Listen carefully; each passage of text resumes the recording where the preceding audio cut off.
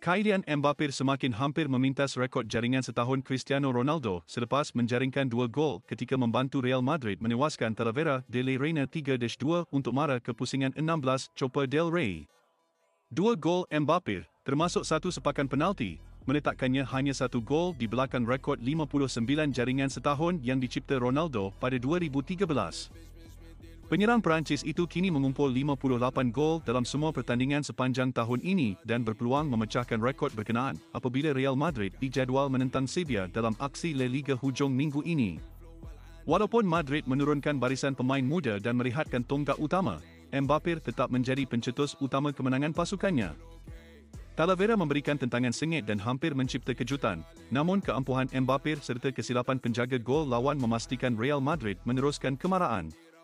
Kemenangan ini sekaligus mengukuhkan status Mbappé sebagai watak utama dalam jentera serangan Los Blancos musim ini.